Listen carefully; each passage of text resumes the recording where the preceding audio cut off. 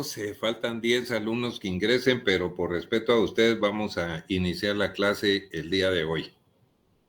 Es necesario introducirnos un poquitito, viendo los diferentes estadios por los que ha pasado la economía, a efecto de que entendamos por qué existe hoy la economía mixta como la nuestra, dentro de la cual se califica el sector público y por un lado el sector privado, y que entre ambos hacen lo que se llama economía mixta, pero cada quien juega un papel sumamente importante en el contexto de la economía total, y como consecuencia de ello, pues nos vemos en la necesidad de escarbar un poquito y ver cómo la política económica surge como consecuencia del surgimiento del Estado, en un papel fundamental en el que el sector privado no era capaz de satisfacer todas las necesidades de la población, y en consecuencia surge un ente como el Estado,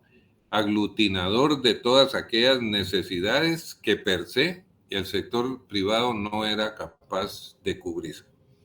Entonces vamos a irnos un poco a una diapositiva, a la presentación que les tengo prevista para hoy.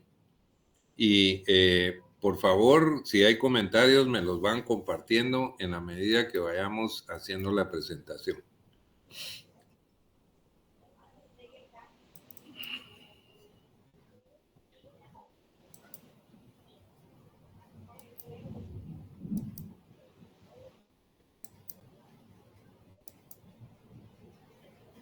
Bien. ¿Por qué una economía mixta? Veamos qué pasó.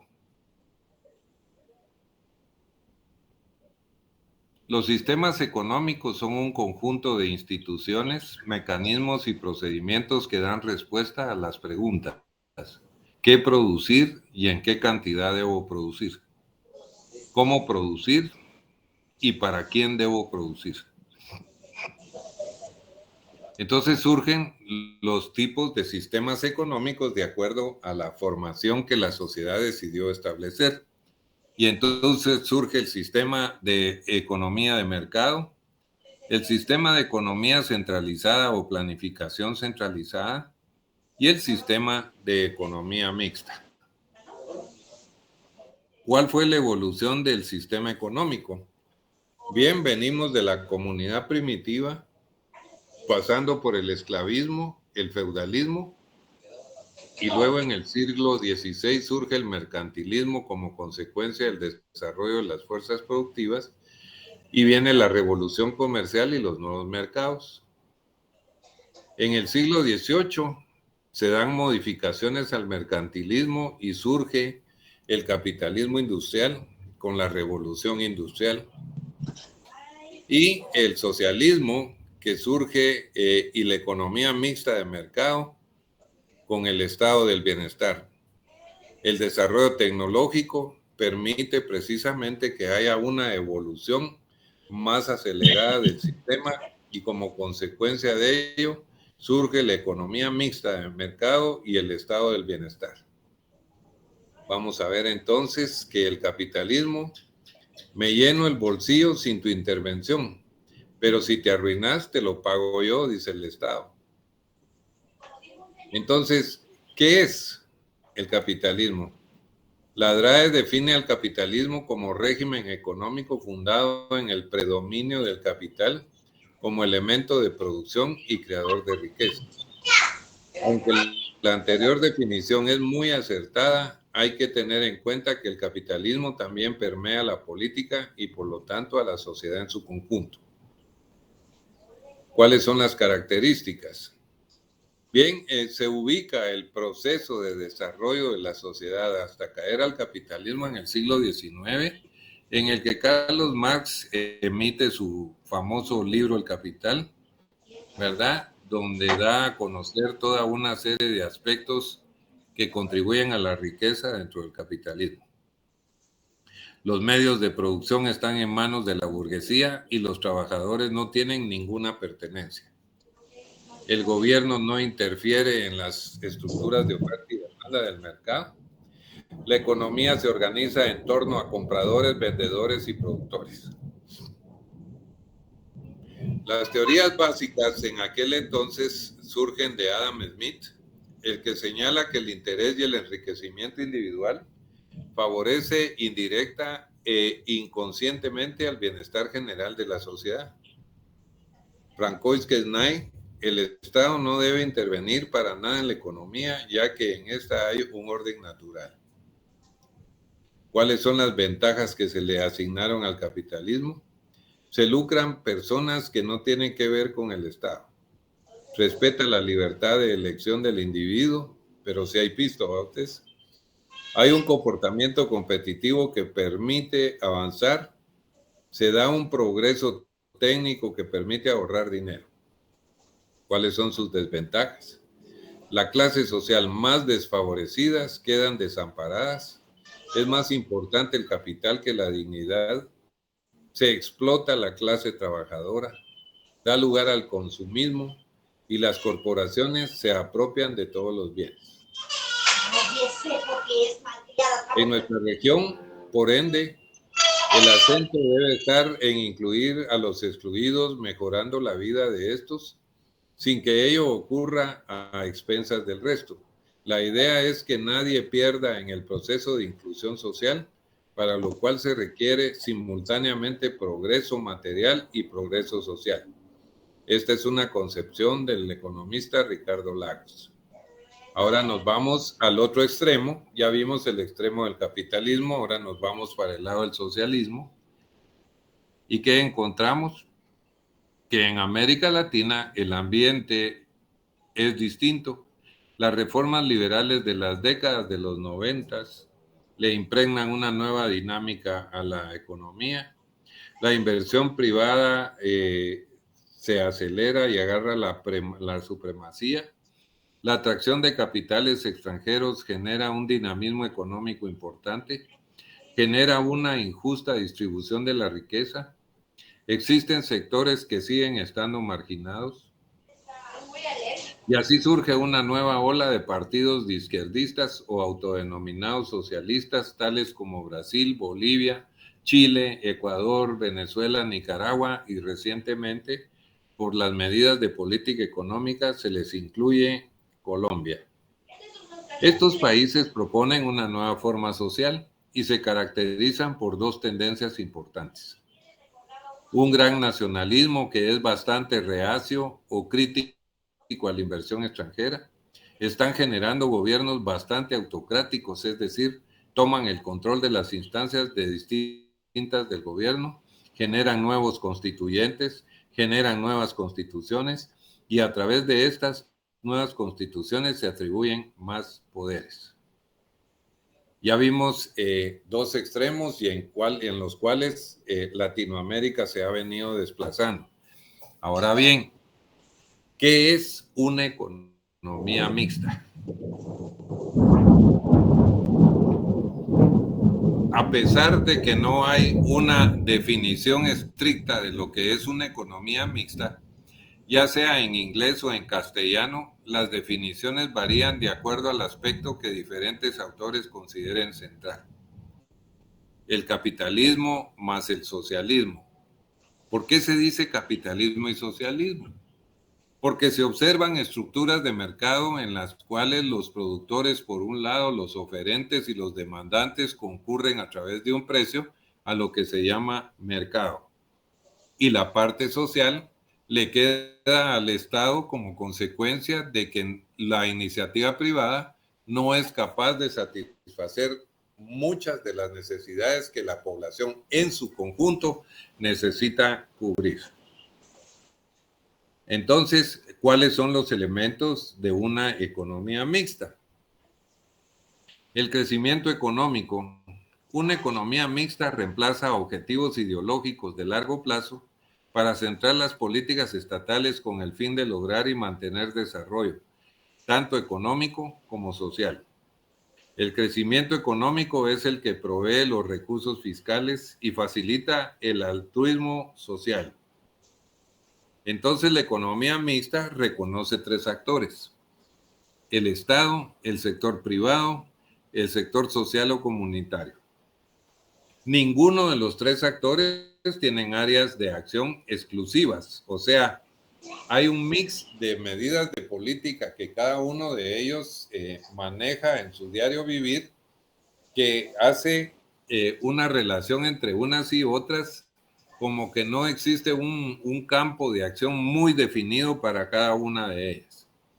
Entonces, así vemos que el sector privado, las que generalmente se reconocen en el capitalismo, pero reguladas a fin de proteger o promover intereses sociales. Por ejemplo, estándares de salud, de seguridad del trabajo, protección en el medio ambiente, el pago de impuestos a fin de financiar la acción estatal.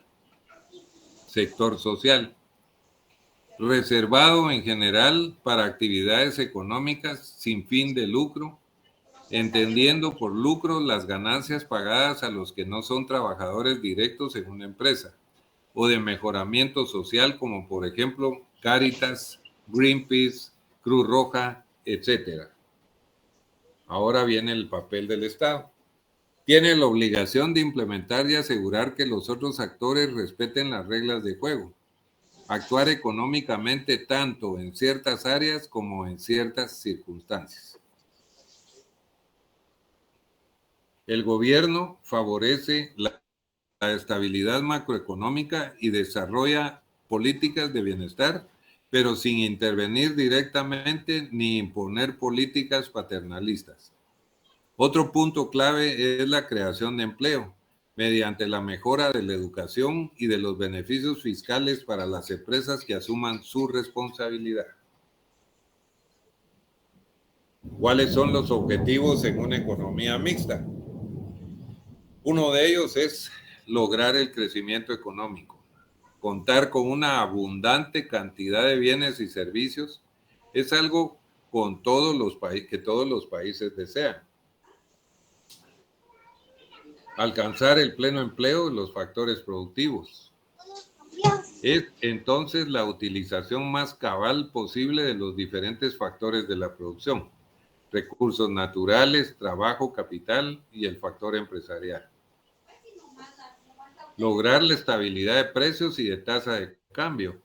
El crecimiento económico logrado gracias al mayor empleo posible, los factores productivos deben realizarse con estabilidad monetaria, es decir, con estabilidad de precios y con la tasa de cambio estable.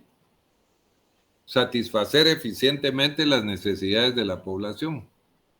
La población humana se encuentra muy desigualmente repartida sobre la superficie terrestre y también los recursos, alimentos, fuentes de energía, tierras y agua están repartidos en forma muy desigual sobre el planeta. La economía mixta hoy busca programas del Estado que han reducido enfermedades y aumentado alfabetización y la esperanza de vida. Se aprovecha el ingenio del sector privado para lograr objetivos sociales a través de los mecanismos del mercado. Con esto que estoy dando, colegas, no quiere decir que todos los países que estamos en economía mixta tenemos la misma gradualidad y estamos logrando estos objetivos. Cada país aplica sus políticas de acuerdo a sus especificidades en cada uno. No es la aplicación igual para todos los países, ni siquiera entre Guatemala y El Salvador y menos Guatemala, Honduras.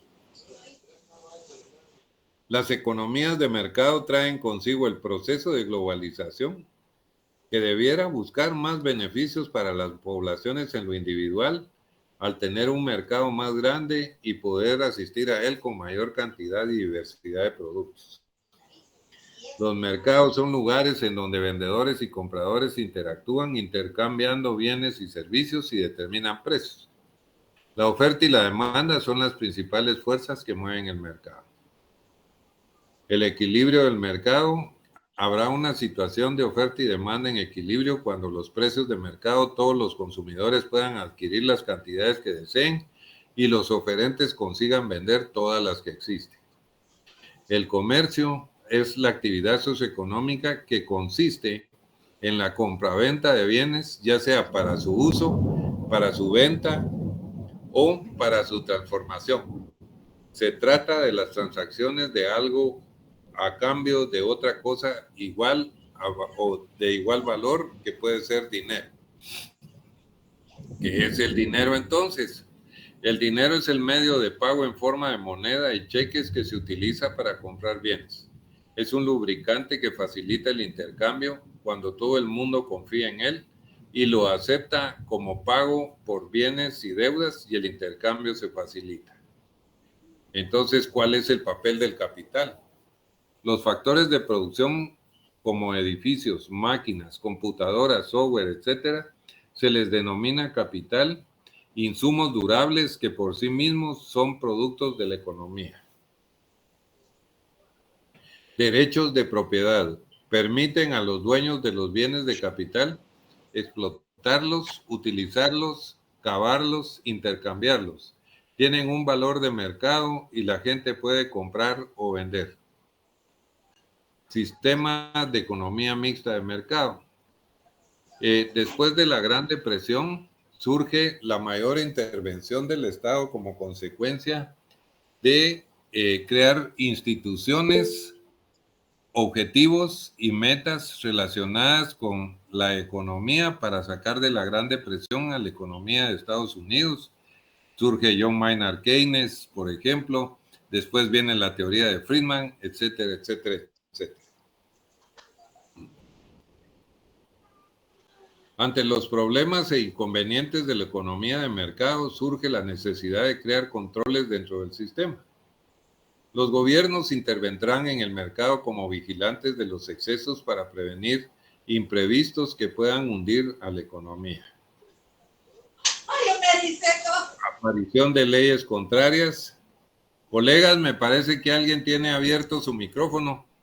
Aparición de leyes contrarias a la fusión de empresas. Establecimiento de impuestos, parte de una economía de mercado, pero con una intervención del Estado selectivo, instrumentos del Estado, política fiscal, impuestos y la política económica. ¿Qué producir y en qué cantidad? En la economía mixta, los bienes y servicios según la ley de la oferta y la demanda, pero el Estado interviene en ocasiones cuando hay escasez, emitiendo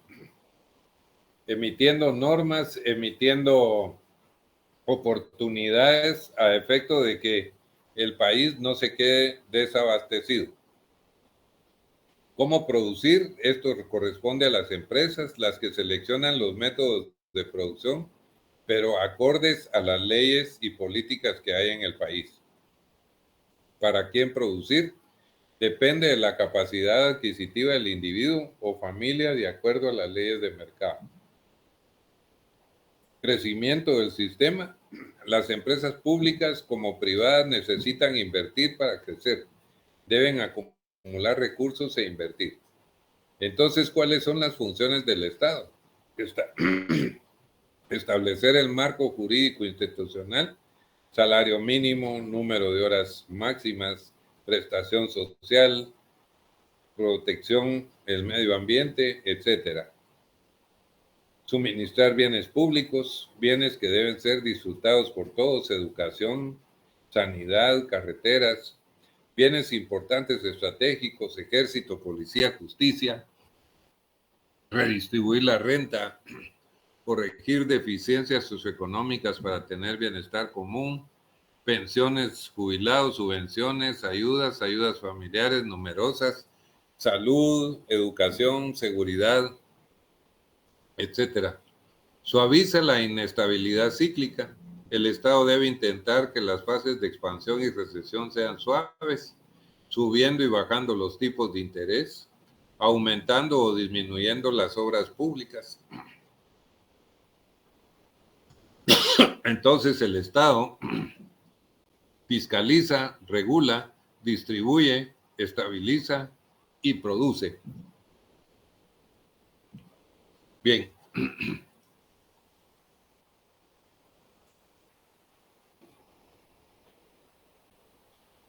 Tenemos comentarios hasta aquí, colegas. ¿Podrían ustedes compartir un poco?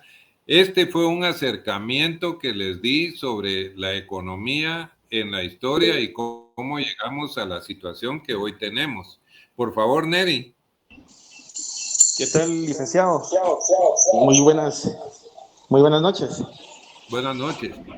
Perdone, fíjense que me llamaba mucho la atención, bueno, tocó varios puntos bastante interesantes, ¿verdad, Lick? Tal vez uno en el que yo quisiera aportar es el tema de que el capitalismo, pues, si bien es cierto, no es un sistema perfecto, tiene muchos problemas en cuanto a la distribución de esa riqueza.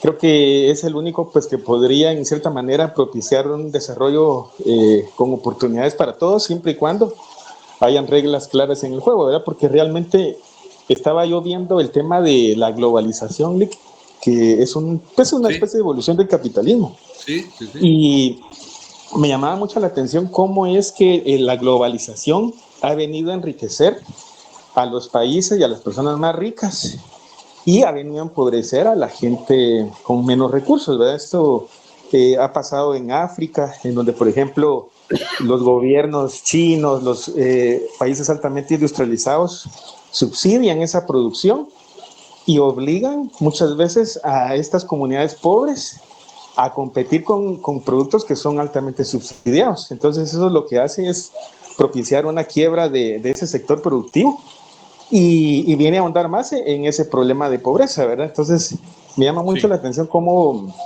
los conceptos son, pues a veces son muy buenos, pero a veces en la práctica se alejan un poquito de esa realidad, ¿verdad, Lick? Entonces creo que esa es una parte muy interesante de poder analizar quiénes son los ganadores y los perdedores de ese proceso de globalización, ¿verdad? Donde el capital ya no solamente se juega a nivel interno, sino ya se amplía a nivel geográfico, ¿verdad, Lick? Únicamente, Lick, es mi comentario. Neri, muchísimas gracias. Qué gusto verlo en las clases nuevamente. Y sí, usted tiene razón.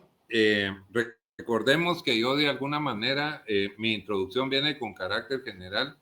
Sin embargo, vamos a irnos profundizando cada vez más, tratando de ir de lo conceptual que es el marco de economía normativa, observando a la economía positiva, que es lo que es. La economía normativa es el deber ser.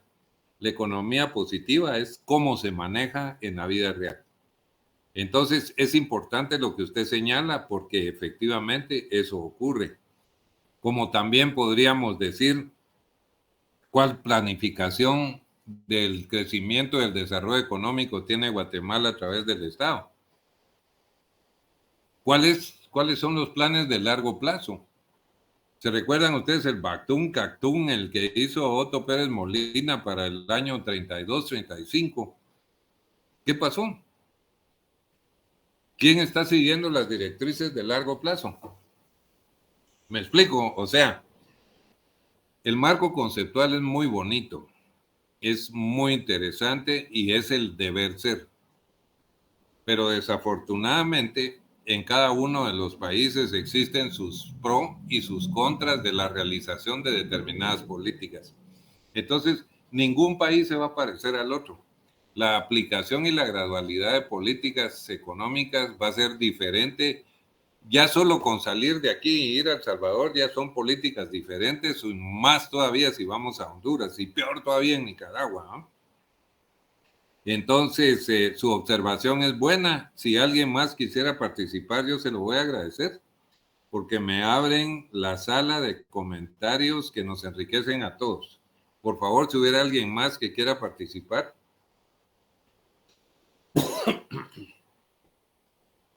Lick, Por favor, William. por ejemplo, en el caso de las políticas que trae don señor Bernardo Arévalo, que él dice que es un socialista demócrata. Ajá. Y él se oye muchos comentarios de que él es uno de los que trae el comunismo aquí en Guatemala. Y eso no es cierto, pues. El socialismo es diferente que el Que la comunismo. democracia, que la Correcto. socialdemocracia. Ajá. Correcto. Si no Eso, podemos apreciar, va William, la economía alemana, una de las más vigorosas y poderosas del mundo, ¿verdad? Que es una economía social de mercado. Ay, es que los impuestos se van a ir a 45%. Sí, William, se van a ir a 45%, pero para los que tienen. Y entonces, ¿qué va a suceder? Que debieran existir niveles de salud, de educación, de seguridad, de préstamos de vivienda, de ¿cómo se llama? De cuidado del medio ambiente y de todo, sin reproches de ninguna naturaleza, con planes, proyectos y programas de largo plazo y bien sustentados económicamente. Pero aquí estoy hablando del deber ser, ¿va, William? Sí, Porque lamentablemente... lo que dijo este señor es de que él no trae nuevos impuestos y no va a crear impuestos en su gobierno. Lo que va a Ajá, hacer es ver que hay salidas, pues. exactamente, y que no se los pellizquen, ¿va? Correcto. O sea, yo no sé, pues, hasta cierto punto. Bueno, lo que pasa es de que doña Sandra ofrece otras cosas y este señor Por ofrece supuesto. otras cosas. O sea, a Es mi correcto, criterio, William. es más creíble lo que dice don Arevalo que lo que dice doña Sandra, ¿ves? El presupuesto de la nación tiene salidas, demasiadas salidas, que hay demasiada corrupción. Sí. Ahora Y no, bien, y no crear nuevos impuestos. por supuesto, ahora bien, fíjese que, por ejemplo, Neri tiene un determinado criterio, usted tiene el suyo que ya lo trasladó, pero si le pregunto a Minor Peroval, va a tener su propia apreciación de la realidad. Aníbal también. ¿Se recuerdan que ayer les hablé sobre el sesgo ideológico del técnico en economía? No se puede liberar de su sesgo ideológico ninguno.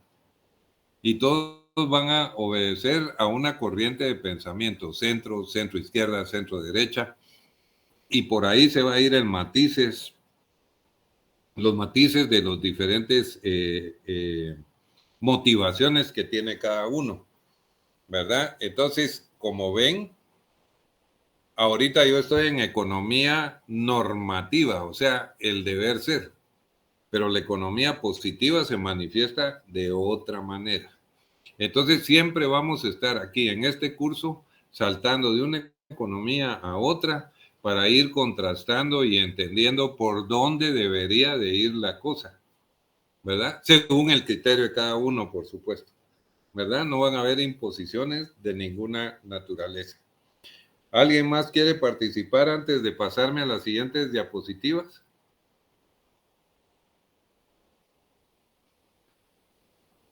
Creo que el compañero Marco había escrito un comentario, pero no sé si le es posible ver lo que él había Sí, indicado, no, solo un por favor, comentario. sí, es que yo no logro ver aquí las manos levantadas. Sí. Sí, no tenía la Perdón, mano levantada. era solo un comentario Sí, fuera de Marco. la clase, de que habían dejado Ah, fuera a Semilla, que yo lo había Ah, dictaminado el MP, pero era solo eso, licenciado. Entonces ya no va a haber Semilla, sino que va a ser Conde, ¿verdad? ay, ¿qué pasó en el MP ¿cómo se llama? En teoría había una falsificación de unas firmas de personas que habían adherido ¿cómo se llama? A Semilla y que habían cobrado no sé qué plata. Entonces me suena más inventado que saber qué cosa, ¿verdad? Pero Lo que ¡Hala, qué pasa es de terrible! que, lo que pasa, licenciado, que el Ministerio Público no quiere a Arévalo, porque según Arévalo dice que va a cambiar a la señora de fiscal, que va a cambiar a un montón de fiscales que solo lo que hacen es corrupción en el Ministerio Público. Entonces al Ministerio Público no le conviene que llegue Semilla. Inclusive no al Ministerio Público, a un montón de instituciones que no le conviene que llegue Semilla, porque según Semilla dice que, según algún comentario que escuché yo, de que don Arévalo va a traer a la CICIG de nuevo. Y al CICIG de nuevo no le conviene al propio Yamatei, a doña Sandra Torres. ¿Por qué? Porque si viene la CICIG va a ser una barredera de tremenda acá en Guatemala y va a pasar lo mismo que hace años. Ok, gracias por la información.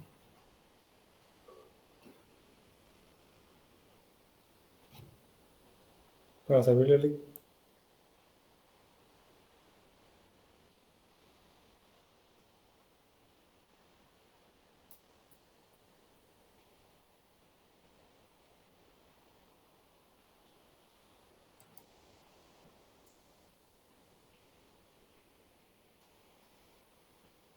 Marco Antonio, Manda. ese comentario de que el Ministerio Público, ¿cómo está la cosa? Sacó al Sacemilla y puso a otro, porque yo no escuché el estado de la conferencia de prensa del organismo del Tribunal Supremo Electoral, donde ya pospone a los dos para la segunda vuelta, o no sé. Ahí lo comparto en el grupo de análisis, William, ¿En para que cuál? lo voy a compartir en el grupo de análisis para no robarnos el tiempo acá. Ah, correcto. Uh-huh. Ok. Bien, entonces, ¿qué es la política económica? El contenido de esta presentación es qué es el marco de la política, los objetivos, el proceso de elaboración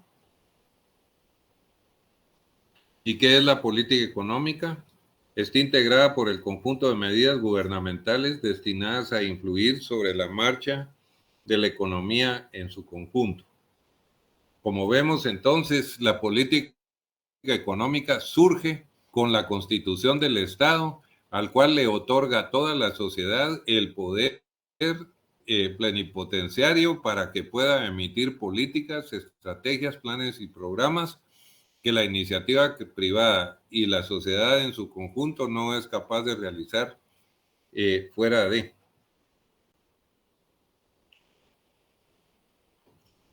Existen 3 elementos básicos para una política económica. El gobierno, entidad que lleva a cabo la política económica. Instrumentos, medios o formas de actuar del gobierno. Objetivos, fines que se desean alcanzar. ¿Cuál es el marco de la política económica? Un sistema económico. ¿Y qué es un sistema económico? Es el conjunto de principios, instituciones y normas que traducen el carácter de la organización económica de una determinada sociedad. Estrategias, conjunto de procesos que incluye escenario económico, político y social, enfoques de política económica y los objetivos que se buscan. Hay 3 tipos de estrategias: aperturistas y de libre cambio, proteccionistas de ciertas actividades, desarrollo del mercado interno.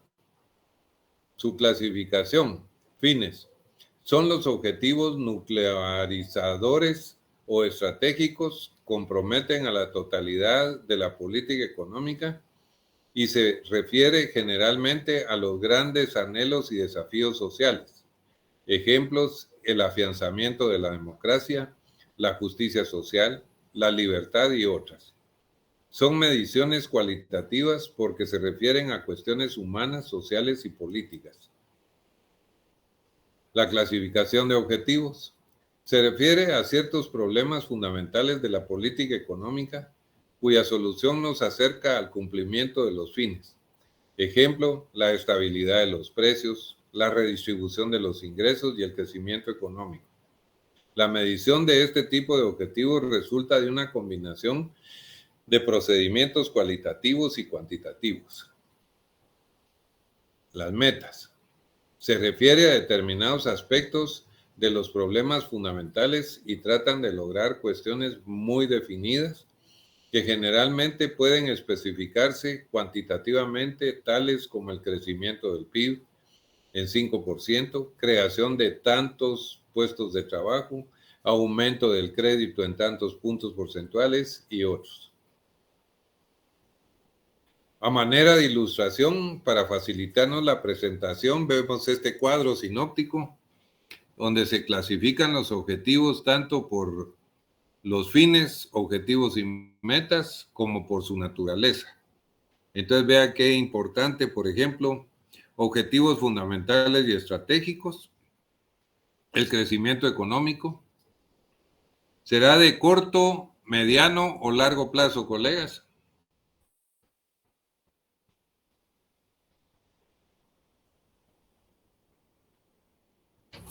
Tal vez podría ser entre mediano y largo plazo, licenciado.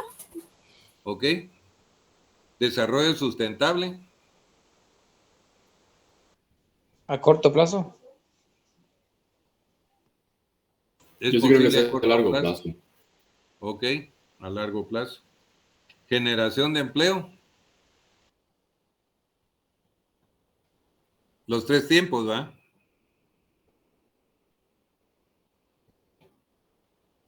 ¿Estamos de acuerdo? Sí, licenciado. Sí. Ok. La ampliación del mercado interno y externo. Mediano y largo, ¿no? Sí, Mediano y largo. Estabilidad y equilibrios básicos. Los precios, la tasa de interés, el tipo de cambio. corto plazo. Ok, Corto plazo. ok. Distribución del ingreso y de la riqueza. Las tres, tal vez, Lick. Todo urge. ¿Cómo? Mediano y largo plazo. Ok. Atención a necesidades básicas como las demandas sociales y las demandas de mercado. Corto plazo, pienso. Ya, y en los cambios estructurales.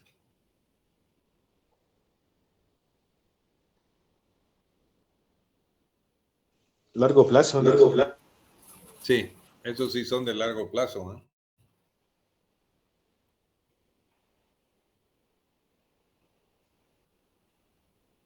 Vean qué interesante. El crecimiento económico busca el desarrollo integral de los sectores, la articulación del desarrollo agrario y manufacturero. Y la meta, pues aquí ponemos la cantidad o el porcentaje que deseamos que crezca. Desarrollo sustentable, eliminación de la deforestación indiscriminada, el empleo, el pleno empleo, disminución del subempleo, ampliación del mercado interno como eje del desarrollo, la manufactura como eje de la acumulación. Miren qué interesante. Les cuento que todas estas diapositivas que les estoy trasladando ahorita aquí en la presentación, las van a tener en Classroom, que ya las está subiendo Sheila por ahí para todos ustedes.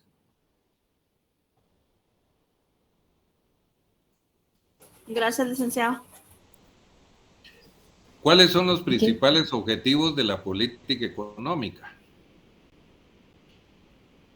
Para todo país socialista, capitalista y de capital mixto, y mixto, economía mixta, estos objetivos le son aplicables para todos. El crecimiento económico,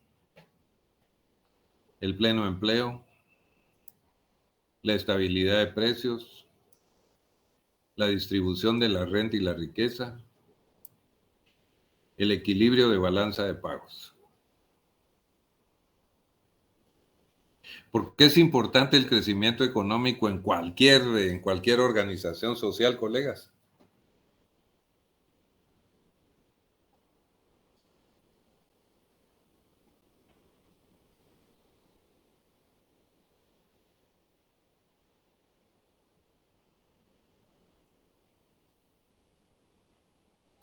Para asegurar su rentabilidad, Lick. Ajá. Es correcto, pero ¿para qué voy a usar esa rentabilidad, colega? Ahorita los voy a tratar de introducir a que amarren variables macroeconómicas para que vayan entendiendo por qué es que existe la política económica. ¿Por qué es importante Para que la haya distribución? mayor cantidad de líquido. Ah, la mayor cantidad de... Sí, va a decir que Licenciado. hay cantidad de personas con las necesidades satisfechas. Muy bien. O sea que el crecimiento económico es la antesala del desarrollo económico, ¿verdad, colega?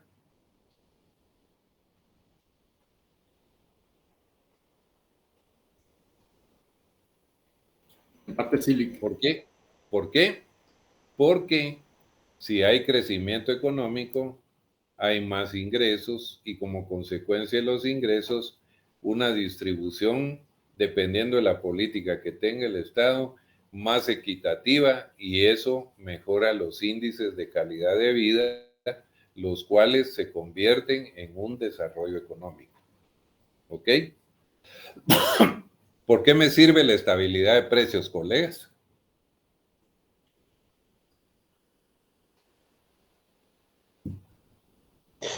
La estabilidad de precios protege el poder adquisitivo de la población, especialmente la más de más bajos ingresos, ¿verdad? Entonces, en cierta manera también contribuye a ese sostenimiento del estatus, ¿verdad?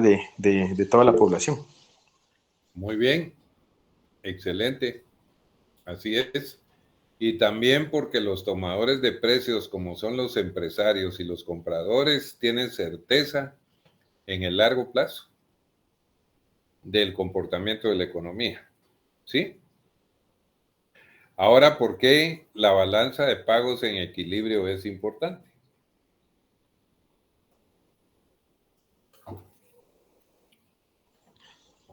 Lick, ahí también creo que, me corrige si estoy mal, Por favor. es importante porque también al haber un equilibrio en cuanto a las divisas, ingreso y egreso, el país tiene la capacidad de afrontar sus compromisos de pago y también el sector productivo. Entonces creo que si hay un desbalance como el que se ve ahorita por el tema de la balanza comercial, pues es mitigado en muy buen porcentaje o en su totalidad por las remesas, ¿verdad? Eso creo que ya todos lo sabemos, pero es eso, ¿verdad?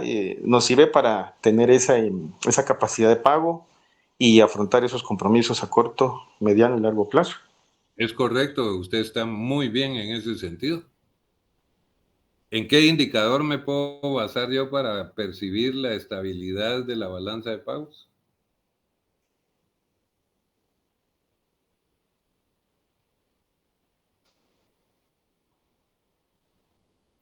En el tipo de cambio.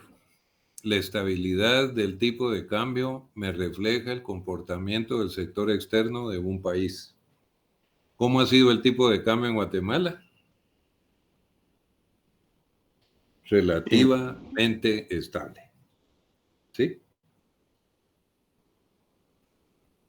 Y es fácil establecerlo por lo que usted mismo señala. El principal producto de exportación de Guatemala es mano de obra.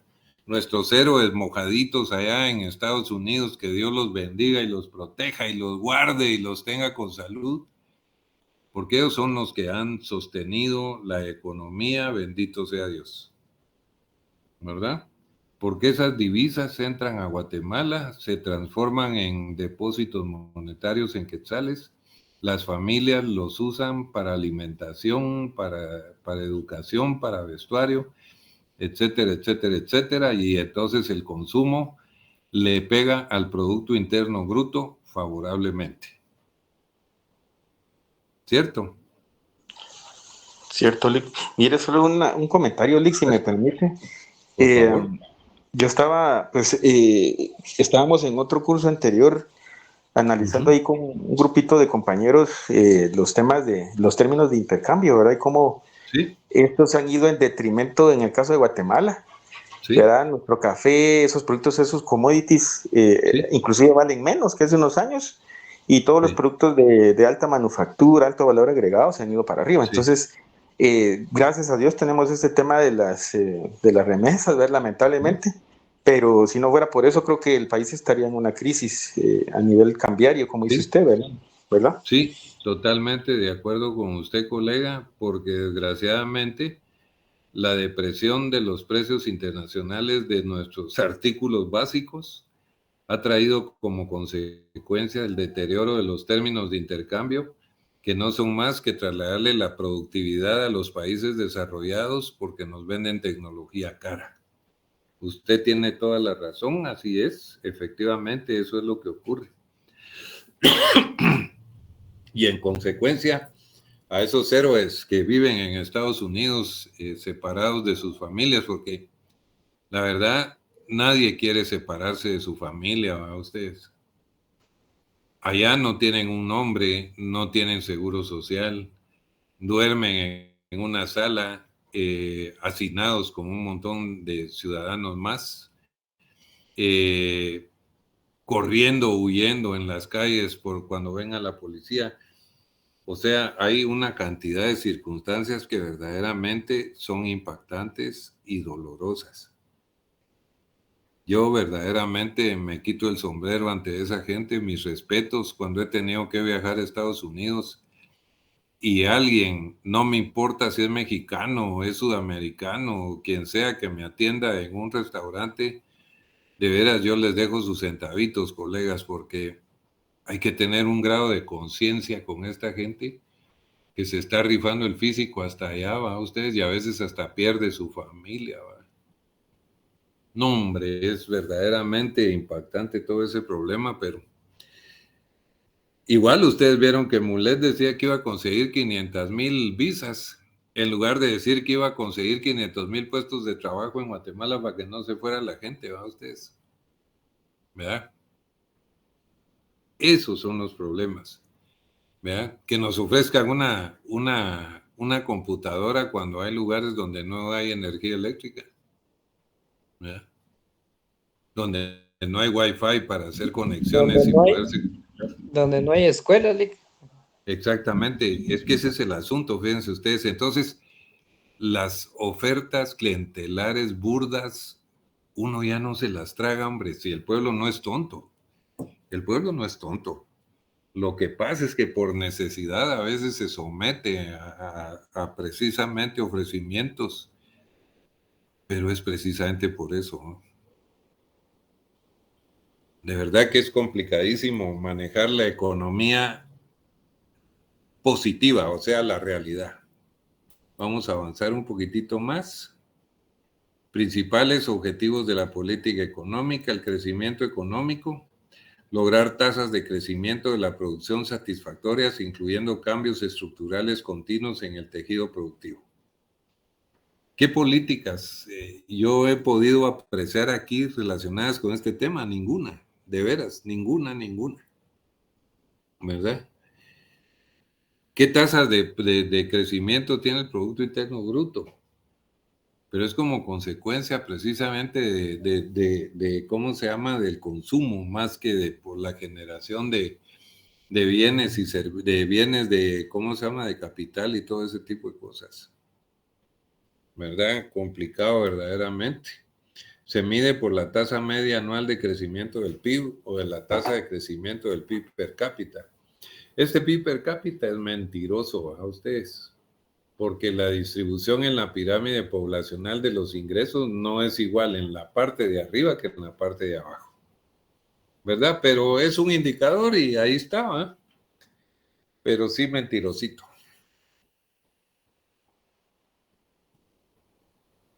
El pleno empleo garantiza la creación neta de puestos de trabajo para proporcionar a un nivel de vida razonable para todos los miembros capacitados de la fuerza laboral disponible.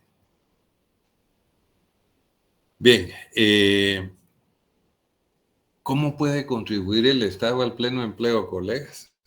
Asumiendo que estamos ahorita juzgando nuestra bella Guatemala y que alrededor del 91% del presupuesto de la nación son salarios del lado del Estado y que la iniciativa privada ha crecido de tal manera que ya no soporta para generar más empleo. En ese escenario, ¿cómo generamos pleno empleo? ¿Cómo podemos llegar? Sí, por favor. Sería mejorando el sueldo mínimo. O sea, hoy si ganamos 3,500 pesos, no alcanza ni para 15 días, digamos, no digamos para el mes. Es correcto, pero el pleno empleo, o sea, estamos hablando de los desempleados, colega. ¿Cómo les damos chance? ¿Cómo llamando inversión. Ajá, sí, pero ¿de quién? La iniciativa privada ya tiene su mercado abastecido. El Estado ya topó en su presupuesto y la población sigue creciendo. ¿Podría ser inversión extranjera? Excelente, colega. Muy bien. Muy bien. ¿Alguien Sí, más, por favor? acaba de decir la compañera, inversión extranjera, pero con sueldos que valdrían la pena, pues no ser explotados, ¿me entiende? Acá en Guatemala viene un empresario y quiere dar 2,000 pesos de sueldo, cuando ni el sueldo mínimo está al acorde a la actualidad de la canasta básica, mucho menos un sueldo de 3,500 pesos. Es correcto, William, pero recuérdese usted que ellos pueden irse a situar a cualquier país del mundo.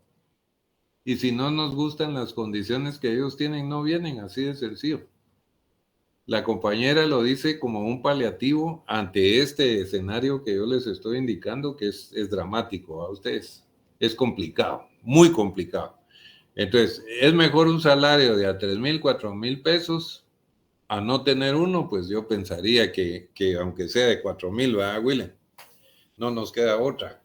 Así es como funciona la economía real, era lo que estaba diciendo el compañero en la ¿cómo se llama? En la globalización, ¿verdad?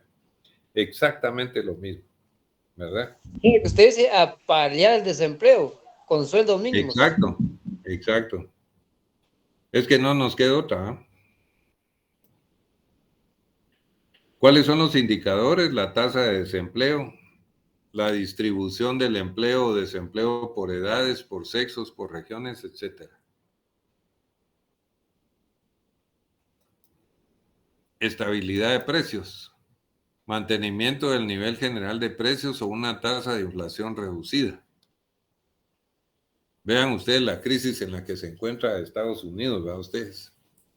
Y sube la tasa de interés, y sube la tasa de interés, y ahorita más o menos se ha mantenido estable hasta que ceda la inflación. Eso trae como consecuencia que se reduce la cantidad de inversión porque el crédito cae. Y si el crédito cae, el empleo cae también. Entonces nos vemos en un fenómeno que se llama estanflación, que es inflación y a la vez tiene desempleo. Miren qué terrible, ¿verdad? ¿Sí? Es una situación verdaderamente terrible. Es un escenario como que uno buscó el peor huracán del mundo, ¿verdad? ¿Cómo lo van a resolver? Yo creo que se van a volar sus buenos añitos los gringos para ir emparejando su economía, Y ¿verdad? licenciado, Sí, ahí, por favor. ahí solo tal vez ahí como un comentario personal, ¿verdad? Yo creo que Estados Unidos tiene una posición muy privilegiada porque realmente ellos, como su divisa es la moneda de curso en la mayoría de los países industrializados y es la divisa comercial, ellos pueden echar la mano de la maquinita, ¿verdad? Porque eso es lo que hacen año con año. Inclusive ellos todos los años, ¿verdad? Están en ese cuello de botella, en ese peligro de que no les amplíen el presupuesto, porque el nivel de deuda lo van elevando el techo año con año y cada año están pues ahí con esa dificultad, pero siempre lo hacen, ¿verdad? Entonces, ya hay algunas iniciativas en otros mundos, en otros mundos industrializados, ¿verdad? Por así decirlo, que están considerando utilizar otra moneda alternativa. Entonces, para que eso ya creo que va a durar mucho tiempo. Pero sí, ellos tienen esa dinámica, ¿verdad? De echar a andar la impresorita de billetes. Y por eso es que ellos no han caído en default, porque sí, realmente su producción no alcanza al nivel de deuda que ellos tienen ahorita. El mayor tenedor de esos bonos es China, creo yo, si no estoy mal. Pero es eso, ¿verdad? ¿Cómo ellos pueden hacer eso? Porque tienen ese privilegio que el mundo se los ha dado, ¿verdad, Lick? Sí, y le cuento que ya se está acabando. Ahorita la asociación de Rusia con China, con todo el Medio Oriente, con Sudamérica, están formulando sus, ¿cómo se llama?, libres mercados para usar el yuan como divisa y ya no el dólar. Entonces se le está acabando el tiempo a Estados Unidos. Este privilegio de señoraje, como se llama cuando alguien puede emitir su propia moneda por el poder económico que tiene, se les está terminando.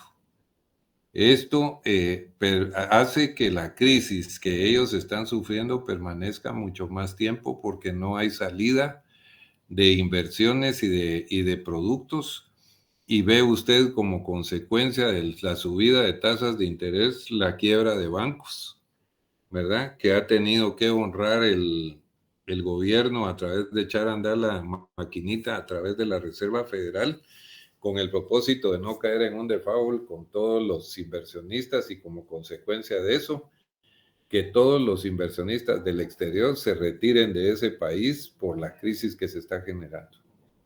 Entonces, los mercados monetarios los ha tranquilizado la Reserva Federal, pero no obstante, la inflación está cediendo muy lentamente, entonces se está deteriorando los ingresos de la población que no es propietaria de medios de producción, sino que son asalariados, y eso como consecuencia deprime más el proceso productivo, porque hay menos demanda, porque los precios están altos. Entonces, lo que usted dice es correcto, pero sí se visualiza que va a haber una crisis mayor a nivel mundial en el mediano plazo, ¿verdad? Se está visualizando ese fenómeno. Colegas, nos vamos a quedar hasta aquí el día de hoy y espero verlos el lunes nuevamente. Como ven, nuestra clase es muy amena. Estamos usando nuestras teorías y nuestros conceptos en una economía normativa, pero presentando la economía positiva, que es lo que es, no el deber ser, para contrastar cómo estamos desviados de la conceptualización que debiera existir, por lo menos en nuestro país. Eso nos hace más críticos y a entender mucho más todavía a todos estos pseudopolíticos que no tienen un plan, una filosofía, ninguna ideología, ni de corto, ni de mediano, ni largo plazo. Son puros bizneros. Así es que les deseo muy buena noche y nos vemos el lunes, primero Dios. Que descansen. Feliz noche, licenciado. Gracias, compañero. Feliz noche, licenciado.